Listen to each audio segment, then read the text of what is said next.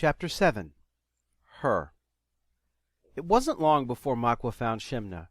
Her purple clothing was easy to spot, as was her tan fur against the green grass on the bank of the swamp where she sat. Saruth had been right, and Machwa's ears laid back in annoyance at the fact that the man almost always was. He wondered how it was possible for an adult to be so wise yet so young. Saruth was both, but before Machwa considered the matter any longer, he was close enough to Shimna for her to hear him coming. She looked back, cringed, hunkered low in the grass, and watched him come. Machwa rolled his eyes at the concealment attempt. As he got closer, he pondered what to say to her, wondering what he could do to make friends with this little menace. He put his head in his palm and tried to figure out what to do. A gust of wind flipped his colorful hat off his head. He looked down at it as Saruth's words haunted him, and he quoted the man. "A gift opens the way to friendship between people, be it kind words, benevolent actions, or something you hand someone in amiable sincerity." It was wordy now. Saruth had said it during one of his long-winded offerings of wisdom in those lengthy hours on the cart, and at the time Machwa had just wished Saruth would shut up. Rolling his eyes, he leaned down, picked up his hat, and walked over toward Shimna, pretending not to see her there as he moved to sit down some 30 feet away from her. He avoided eye contact, sat, and waited, sure that it wouldn't be long before the strange girl would come to him. He felt smug satisfaction a few minutes later as he heard her creeping through the grass near him. Just to his left he heard her sniff at him and sneeze. "Shimna?" He couldn't help but grin like an idiot when he heard her yelp and fall over backward. There were then sounds of struggling and effeminate noises of frustration. He stood up and walked closer to find her fussing with clothing tangled in a thorn bush. The tails that flowed back from the chest wrap were tight behind her among the thorns, where she couldn't reach them without getting stuck, and the more she fought, the worse the situation became. He laughed, which was a mistake. She screamed and then hissed in anger as she bared her claws at him. He held out a hand toward her, claws hidden. That got him a growl. Ignoring it, he crept forward to offer her the colorful hat. "Here, you menace." Green eyes full of fury subsided into curiosity. She stopped struggling, and she got very still but for her twitching tail. After another moment, she reached to accept the gift while looking him up and down. "Die tempt Shimna?" Her tail wriggled behind her. Machwa blinked, and then shrugged and nodded as he held up both hands. The girl's face bloomed in a huge grin. She put the hat on her head and then tried to get up, only to be pulled back by her clothing. Machwa held up a hand, making a soft whistle to get her attention, which he got in short order. She blinked, watching as he gestured for her to relax. His advance got a soft growl, but she let him get near enough to get behind her and unwrap her clothing from amid the vines. Looking over her shoulder, she watched the proceedings. He rolled his eyes. "Oh, I can see you and me are going to get along great." He drew in a breath as he pricked one of his fingers just before getting her free, and rubbed the cut as he stepped back to watch Shimna get up and brush herself off. Her wild green eyes surveyed him for another moment, looked upward in thought, and then returned to him as she gave a shy smile. "Thank Machwa."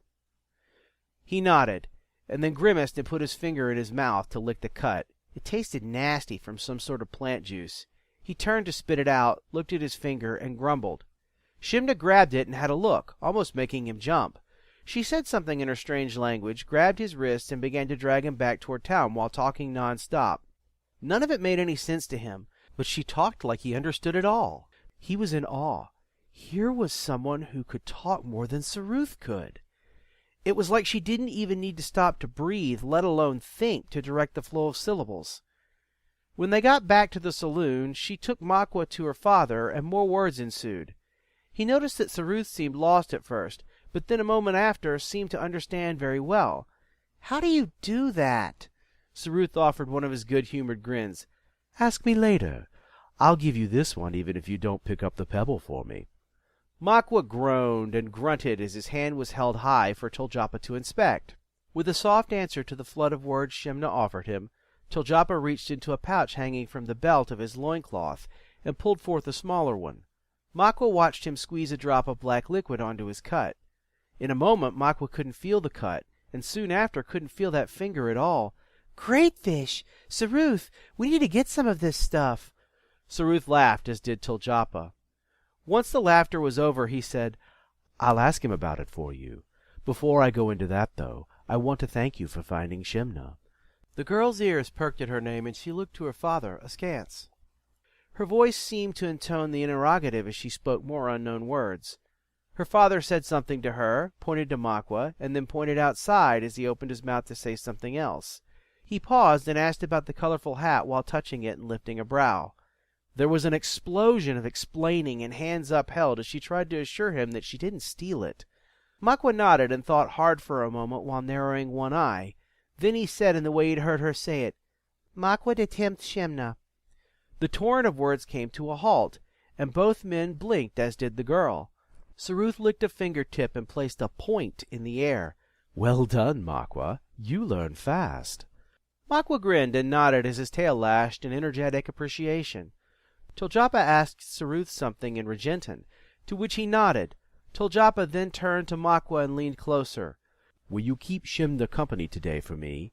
You look to be good with her, and she pleased with your company too." Machwa considered protesting, but one look past the man from Saruth killed that idea. Saruth took his hand and pressed a few coins into his palm as he leaned to look him in the eye. "Have some fun, and include her. Meet us at the inn later. Also, remember this, because I can tell you find her strange. The more you learn about others, the more you'll learn about yourself. People are people, no matter if they are male or female, or from this or that place." Machwa managed to keep from rolling his eyes at the words, figuring they would come in handy sometime. Maybe. Probably. Ugh. He reached to grasp Shimna's hand, and was surprised when she didn't struggle and just gave a happy little coo that made him wish he hadn't done that. Saruth glanced Machwa's way with amusement in his eyes at the exchange. He stuck his tongue out at Saruth and turned to lead the girl out into the street. The first hour or so the two wandered the town like a ship without a compass, Shimna willing to follow where Machwa led. Machwa followed where his wandering spirit took him, as long as it avoided a certain street with a wood cart on it. He found out that Optanath was shaped almost like a triangle. Canals in the swamps to the coast on one side, the road that led to Barumath on another side, and on the final side a vast border of swampland. Shimna was as talkative as ever, and for his part Machwa was good company to the girl, though he couldn't understand more than a few words of it. He nodded when she pointed to things she knew about, and perked his ears when she would jabber on about them. Sometimes when they would stop near the edge of town, she would pick up a plant and show him something about it. There were quite a few plants that were edible, some of which tasted good, and others Machwa would refuse to eat again if it ever came to that or starvation. She was rather knowledgeable about the subject, he realized, and Machwa soon wished he could respond with more than grunts, faces, or gestures. He was sure he could learn something interesting, if only he spoke her language. There was one plant he found himself very fond of. It was a small vine that grew on the sides of trees and produced little yellow berries. It had a sweet, tangy taste that reminded him of some candies he'd once gotten from a kind stranger back home. He held up a hand during the explanation. "Shimna, what's this one called?" She blinked, and her torrent of syllables halted as though a dam had been constructed to shore them in. She perked an ear. "Aquisindespeka?" He couldn't help but laugh at the expression of curiosity on her face. She snorted at him and asked the same thing again, seeming to believe he could speak her tongue if he just tried hard enough. He waved his hands. "What's this one called? This one?" He pointed at it. She frowned, staring at him, the painting of confusion. "This one?" Something clicked in his head, his trap-like memory working overtime for him as he remembered something Tuljapa said to Saruth. He had thought it meant, "What is the matter?" or "What is going on?" Gathering his memory to aid him, he said, "Shimna, Aquisin?" He pointed to the yellow berries as he said it. Shimna blinked again, making Machwa want to put his forehead in his palm in frustration. But just when he was about to tell her not to bother telling him, she said, "Aya, Kupatha!" She pointed to the plant. "Despeka de Northa Kupatha!" The girl held up both hands, palms toward one another, and moved them as if separating three things clumped together. "Kupatha!" "Kupatha?" Machwa lifted a brow and then shrugged. "Kupatha is good." He ate another berry and rubbed his belly. Maybe communication with this walking library of torrential plant facts could be achieved after all. Shimna smirked and waved a finger. "Nifmano." Machwa lifted a brow and offered an interrogative growl. The girl made a face and pointed to her belly, her rear end, and then shook her finger at Machwa. He tried to eat another.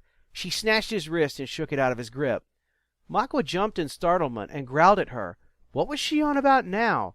She yipped, but then laid her ears back and growled right back at him, face to face. He didn't know what to think. To appease her, he nodded, held up both hands with claws hidden, and stepped back. Okay, Shimna, have it your way. He huffed out a breath, turned, and continued down the swamp border with his tail lashing behind him. She followed him, continuing to talk and talk and talk, and just when she finished, talk some more. Just when Machwa got to the point where he would have been willing to pay a fortune to have the language translated for him, she stopped. The sudden silence was enough to make him look up at her from where he crouched studying a thorny bush, just to see what had happened. Her emerald eyes were alight with curiosity as she leaned closer to him and said in a half-whisper, Machwa, a question move? At least I know it's a question, he thought to himself. He licked his nose, glanced up at her, and wondered why he was whispering. Move? She pointed at a shape that was wandering through the underbrush. Move. Machwa blinked and turned to gaze through the brush, placing one hand on the ground as he hunkered down, ears back.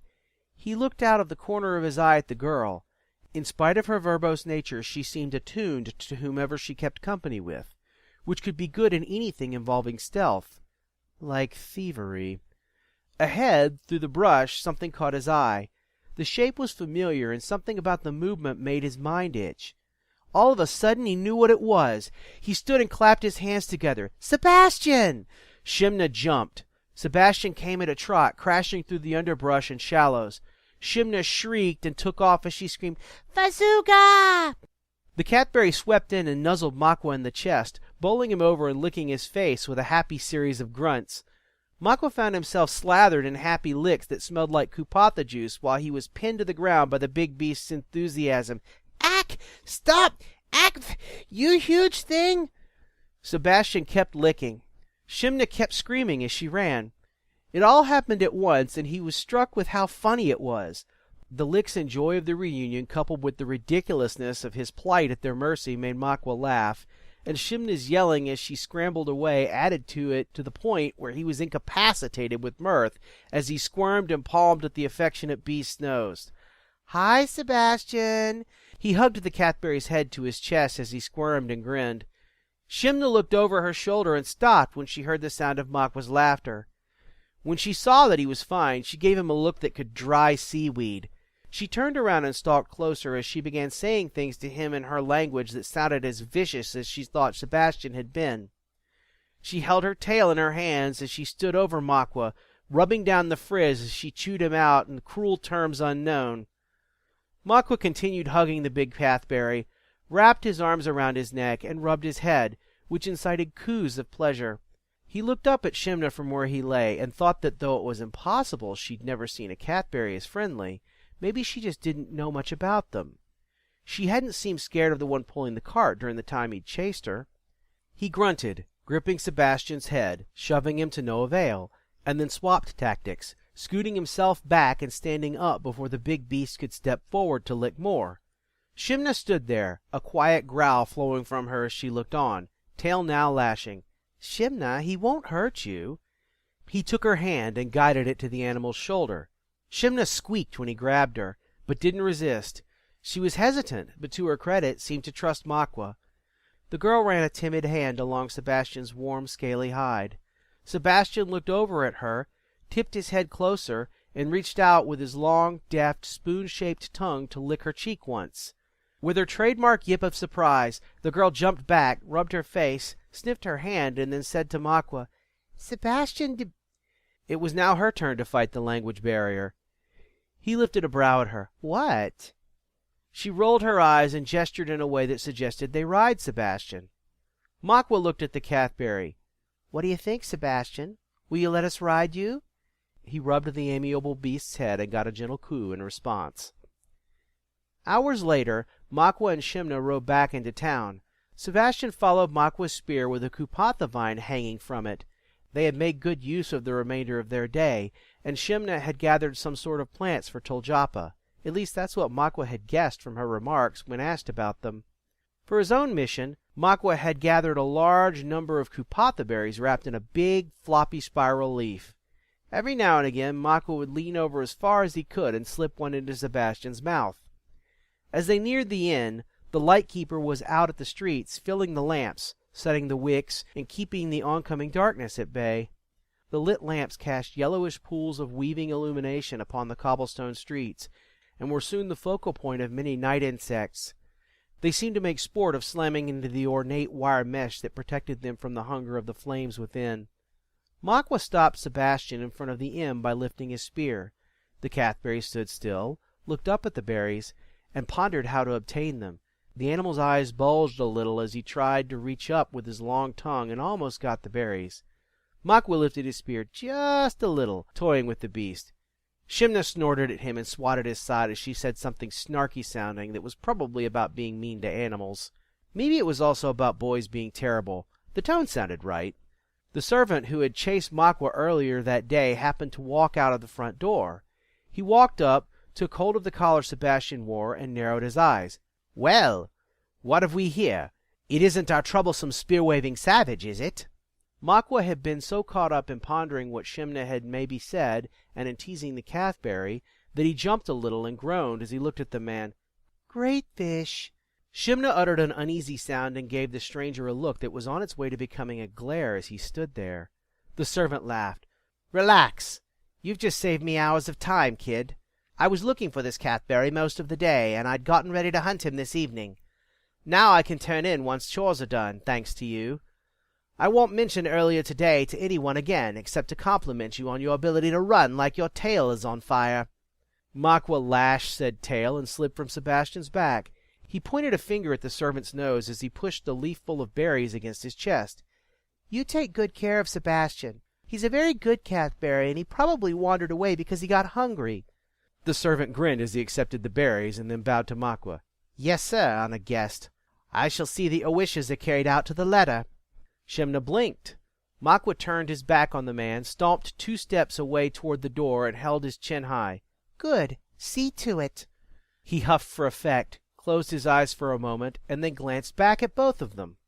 Shimna slid off to join Machwa, her expression showing that she was impressed. She took his hand as she arrived, purred in near silence, and stood close. That was kind of new. "Come, Shimna." He tugged her toward the door. She didn't resist, and said something in a tone that sounded all too pleased as she walked with him. That probably wasn't a good thing. Ew, he thought to himself. He hoped that wherever Saruth was, he'd never ever find out about it. A moment later, he couldn't imagine being that lucky without dying to pay for that luck later. Saruth knew too much. As the two walked away, the servant called to them.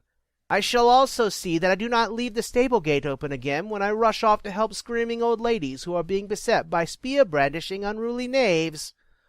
Machwa winced, hoping Saruth hadn't heard about that either. Machwa was used to Shimna's talking by now, and he noticed that this time it wasn't bothersome to him as she went on and on while enlightening her father about the day's events. He had to admit to himself that it had been a pretty good day, and was without a doubt better than most he had experienced back home after the death of his mother. The thought of his mother made him close his golden eyes and pour out a long sigh from his lips as he envisioned the past. "Shimna was much trouble, Machwa." Machwa blinked his eyes open and returned to the present to see Chuljapa's curious expression. He shook his head. No. It was a very good day. Shimna was no trouble for me." Shimna gave Machwa a dubious glower, and scrunched her nose as he talked about her. Chuljapa said something to her and lifted a brow with a grin that accompanied a teasing sort of tone. This brought a smile to her face and a nod of gratitude to Machwa, accompanied by a moment of silence and then a sudden hug. He just sat there with his eyes wide as she hugged him and tried to figure out what to do.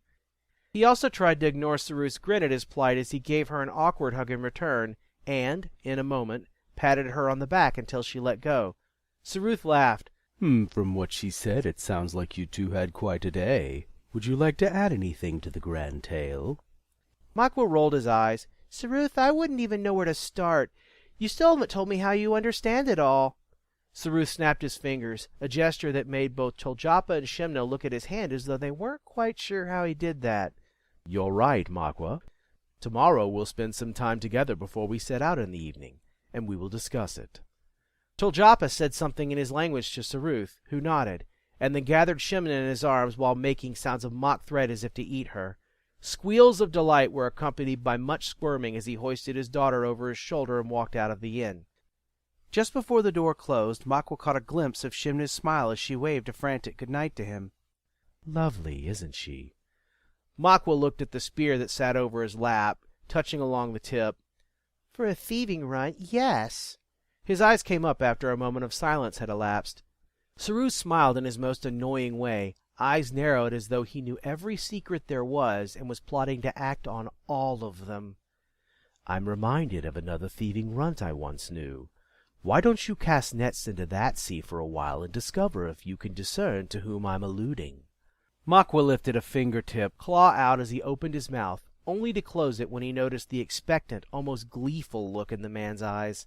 Saruth looked like a fisherman whose trap was about to catch a fish and had hands on the rope to pull it up. He growled and waved his hand. Arguing with you is sails against the wind, Saruth. Saruth broke into a huge, wonderful laugh, and half the room looked over to see his joyful expression. He gestured at Machwa with his staff as he tried to catch his breath and said, You do learn fast, Machwa. I heard that someone upset an old lady here this morning by charging around with a spear. Any idea how the culprit will fare once he's found out? Machwa slouched back in his plush chair and propped his feet up on the accompanying stool in relaxation. He pushed against it, tipped the chair back on two legs, and stretched. Yeah, he'll live. The guy who caught him found he had gotten back something that was lost. Saruth looked at the fireplace, and his blue eyes reflected the flickering flames for a moment. Sebastian was happy to see you when you saved him, then? Machwa had just laid his head back and closed his eyes, when he almost fell backward out of his chair. How do you do that? Even as he spoke, he struggled to remain upright. Saruth held up a hand. Machwa snorted, offering a glower as he gripped the chair arms. He wobbled a little, inched forward a bit, and curled his tail up to keep his spear over his thighs as he brought things under control. His ears lay back while he regained his composure and gripped the stool with toe claws, glad in that moment he'd taken his boots off. He growled, and once he had his feet propped up on one another again, he closed his eyes and crossed his arms over his chest as his tail lashed in impatience. Saruth cleared his throat. A missing catberry is something people ask others about. Adding it up wasn't hard, especially when all the catberries in a story given by a little girl are called Sebastian. Machwa opened one eye, glared at Saruth, and then smirked. I sort of netted her out after a while. She talks a lot, and my head hurts if I try to understand it all. Another trademark smile played across Saruth's face. He reached up with his right hand to tweak his whiskers as his left hand gestured with his staff at Machwa. Not after tomorrow. Machwa closed his eye and breathed out a happy sigh. Good. Now, will you do me a big favor, Saruth? The smile could be heard in his voice. What would you request? Make some cool wind upstairs so I can sleep better. I think I need it after a day this big. The sound of the man's laughter was warm as he got to his feet and walked up the stairs. This prompted Machwa to action, and a night of good comfortable sleep and a cool breeze soon followed.